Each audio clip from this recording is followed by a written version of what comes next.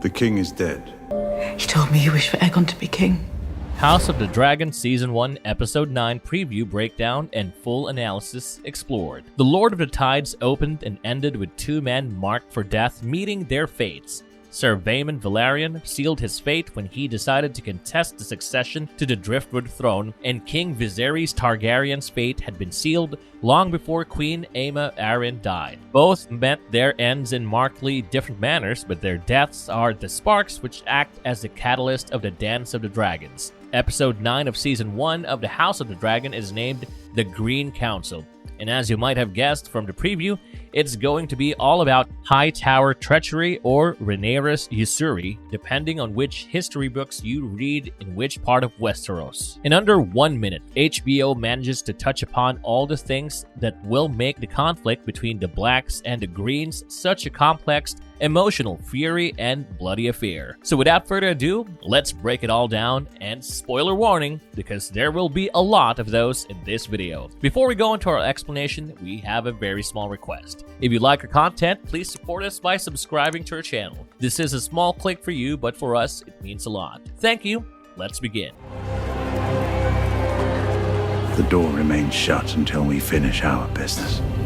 The Green Council is in session. The first few seconds of the trailer before we get the title card for House of the Dragon show you just how dark the coming days are going to be for Westeros. The first shot of the trailer is a bird's eye perspective of the Iron Throne, sitting in a dark and dimly lit throne room in the middle of the night. This shot, which is presumably meant to parallel Viserys' death, shows you just how hollow the pursuits of these nobles truly are. Episode 8 showed us that the splendor and pageantry of King Viserys' royal court has been replaced with the dank piety of the Hightowers. It appears as though that feeling of emptiness will continue henceforth. The next shot is where the juicier stuff lies, as we see Queen Alicent Hightower sitting between her father, Sir Otto Hightower, the Hand of the King, and Sir Criston Cole, the man who will become the Lord Commander of Aegon's Kingsguard. Otto informs the small council that the king is dead, and no one seems surprised because Viserys had been dying for years now. And more than that, the council was filled with Otto's supporters. The Green Council is made up of Otto, Criston, Sir Tywin Lannister, Lord Lyman Beesbury, Lord Jasper Wilde, Lord Larry Strong, Grand Maester Orwyle, and the Dowager Queen herself. Out of all of them, only one man stays true to the vows he swore at the Great Council of 101 AC, as you will see in a bit. You've gone too far. What have I done but what was expected of me? Prophecy is a half-trained mule or a treacherous woman, as Rhaenyra is about to find out. In the third shot of the preview, Alicent tells someone, either Larys or her own father, that in his final moments, Viserys chose Aegon to rule. He told me you wish for Aegon to be king. This is the one moment that solidifies her stance as to the matter of succession and clears up any clouds named doubt in her mind. Alicent is wearing black, as you can see, as she is mourning the loss of her husband, but it is also possible that it's just a really dark shade of green. Why her clothes matter will be made clearer in a bit, but her words need more clarity right now. Alicent believing that Viserys' last wish was for Aegon to succeed him on the Iron Throne is proof of a statement that many characters in the world of ice and fire are wont to use. Tyrion Lannister once told Ser Jorah Mormont that prophecy is a half-trained mule.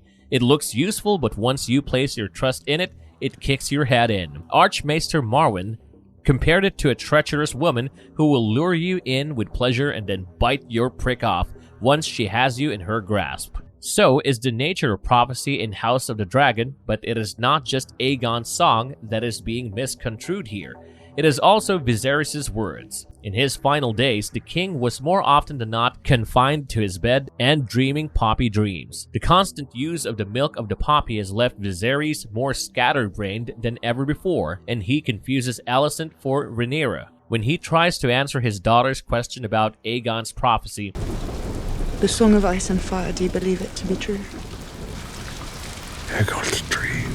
Alicent, of course, hears her son's name and prince who was promised and decides he's talking about her son Aegon. This forms the basis of her belief that Rhaenyra was disinherited by Viserys on his deathbed.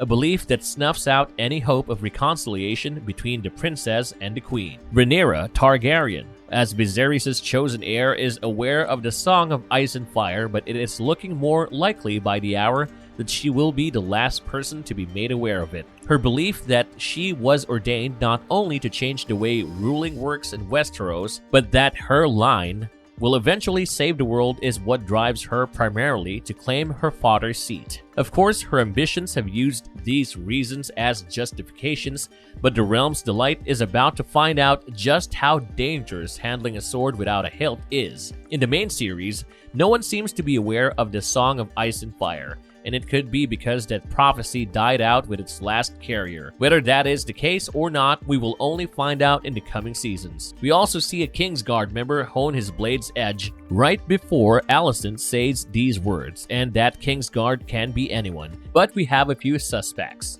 The most obvious one is Criston Cole, whose sword will drink deep at the Green Council. The second and third are the twins Eric and Eric Cargyle, who play an important and tragic role in the Dance of the Dragons. The third could be Sir Harold Westerling, who is somehow still Lord Commander in House of the Dragon and appears to be true to his king's memory as he draws a sword on Sir Criston in the later stages of the preview. And the last one is Sir Steffan Darklyn, whom we all saw in the first trailers for the show holding Viserys' crown at a location that is clearly Dragonstone. There are many suspects here and no clear answers, but let us know who you think that was.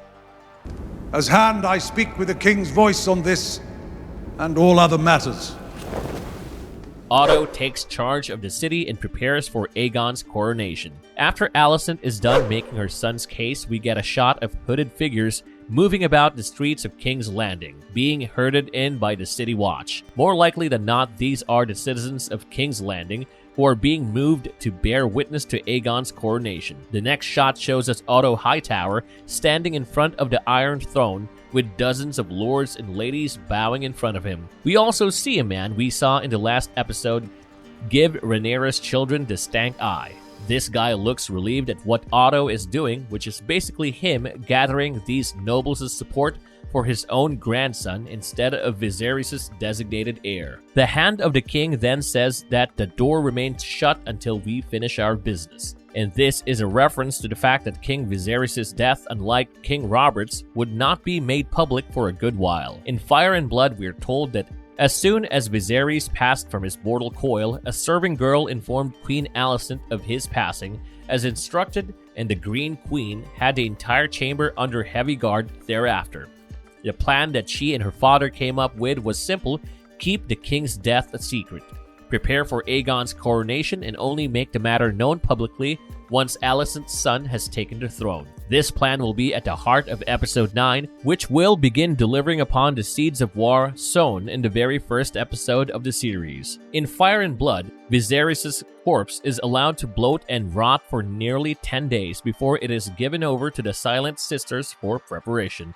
So it will be interesting to see how House of the Dragon deals with that particular detail. One thing that they will be introducing rather early on, however, is the parallels in the relationship between Viserys and Daemon, as well as Aegon and Aemon. Though it is an extremely short shot, we do see Aemon stare at a person wearing a crown who can only be Aegon, with silent contempt and jealousy. Emotions that Daemon expressed towards Viserys as well. The sons of the young dragon have just as contentious a relationship as their father and uncle did, and they parallel them in more ways than you can think of. Aemon is already the second incarnation of the rogue prince Daemon, and though Aegon is nothing like his own sire, his legacy will match up with Viserys' by the time his reign is over. Aemon jealously looking at his brother with his good eye is also foreshadowing for something that will happen in the second season, where Aemon will have to step in for his brother and lead the war himself. But we won't talk about that here, as it will spoil the show.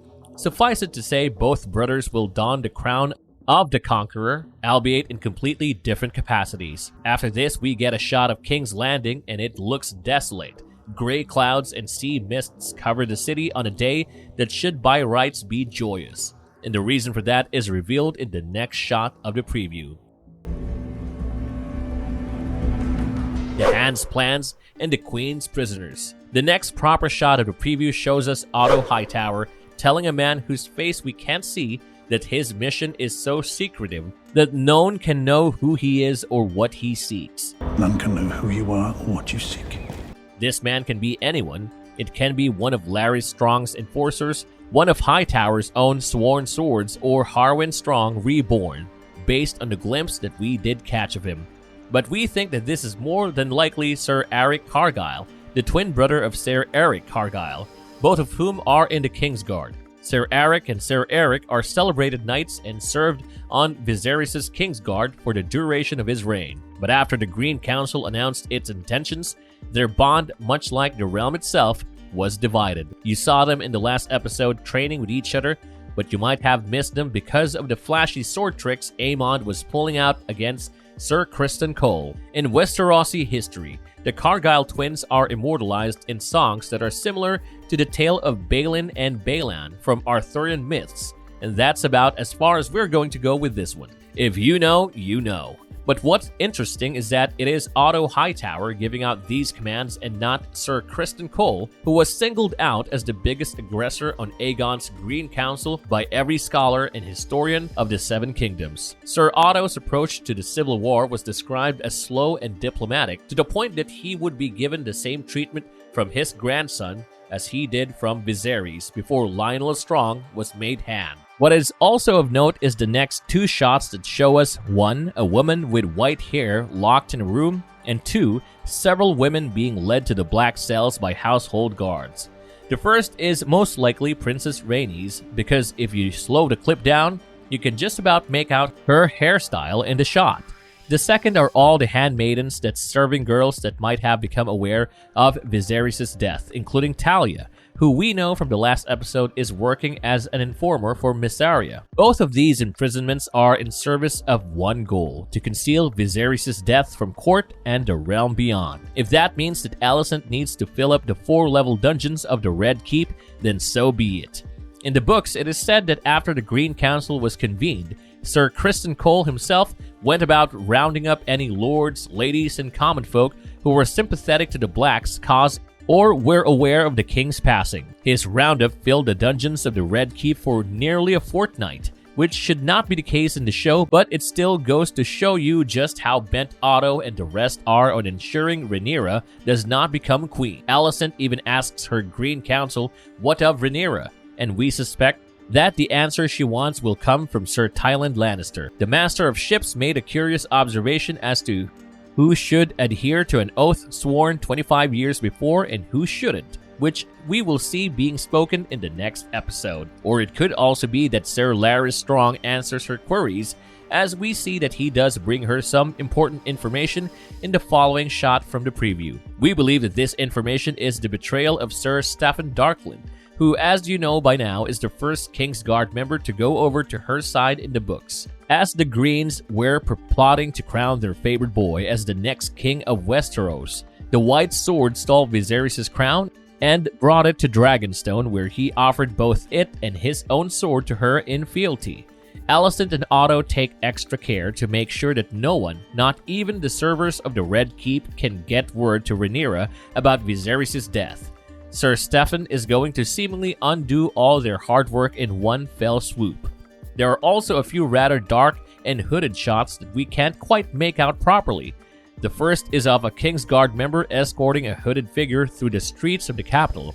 This person is more likely than not Aemon Targaryen, though confirming the same is extremely difficult. The second shows a person leaping off what looks like the Dragonmont in the background. This person is most likely Daemon, who has been off hunting dragon eggs to present to his children through Rhaenyra.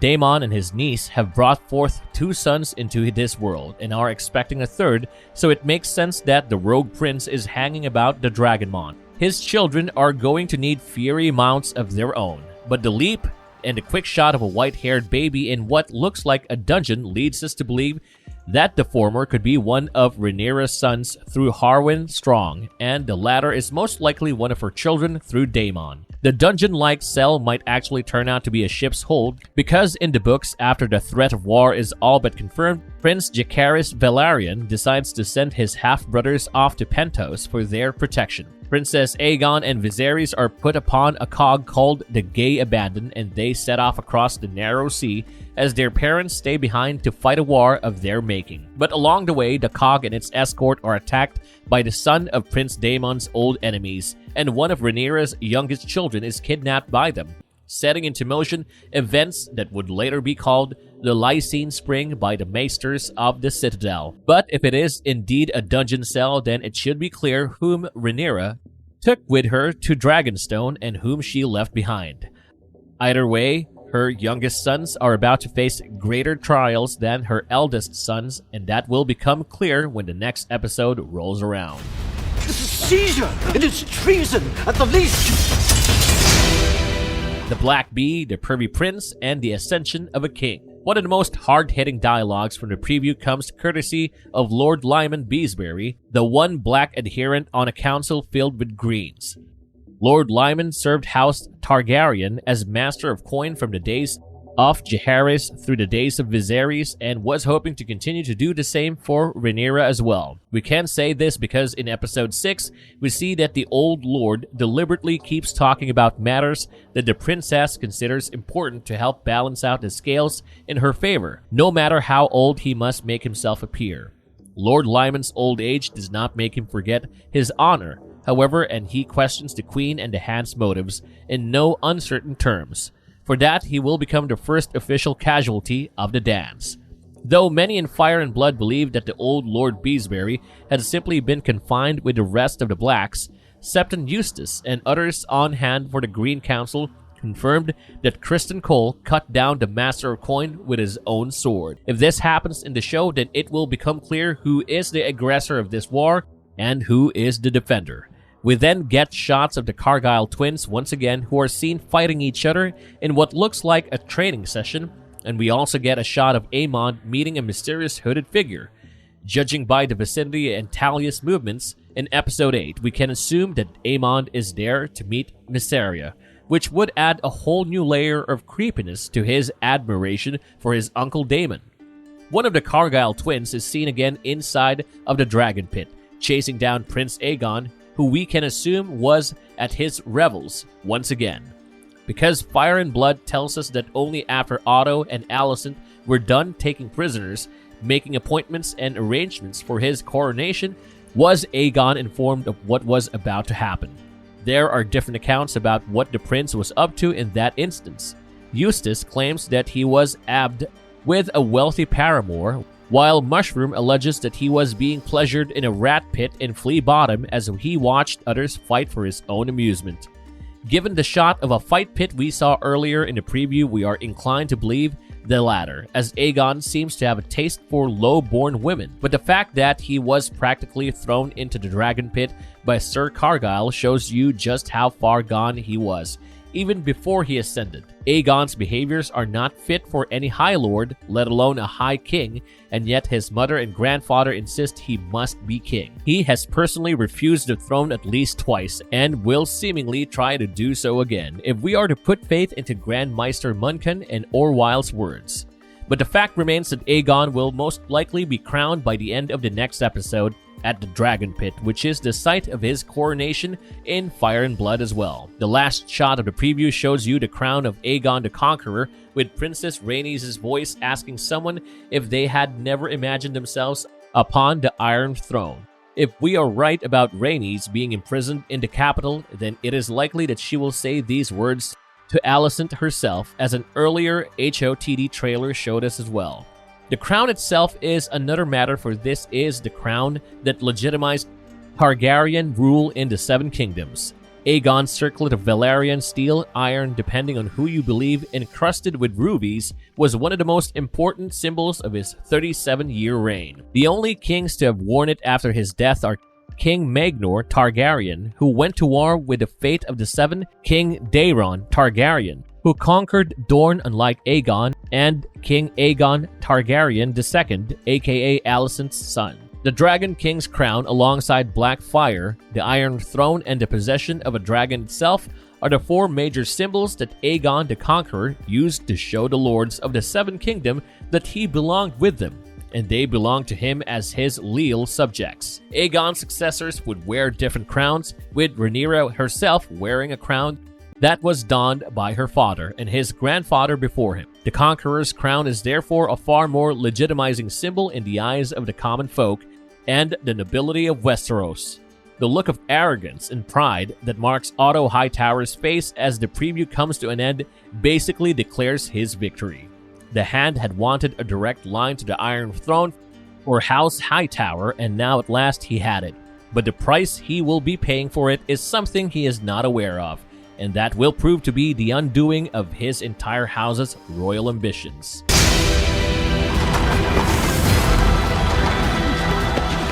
Marvelous verdict. The first 8 episodes of House of the Dragon will feel like an extremely lengthy setup once episode 9 drops, and the payoffs that will follow will make the long wait more than worth it. The preview itself has given away so many things that will happen in the Green Council that at first we did not want to do this video, but then we thought better of it and decided to go ahead anyway, because it's just so damn interesting. House of the Dragon continues to be one of the best on-screen adaptations of any written material, especially given the fact that its source doesn't even agree with itself upon half of the events it describes. All we're waiting for now is the dragons to stop roaring at the humans and start snapping at one another. If you like our content, don't forget to leave a like and subscribe to us if you haven't already. Have a good one and be safe. Thanks, everyone. Have you never imagined yourself on the Iron Throne?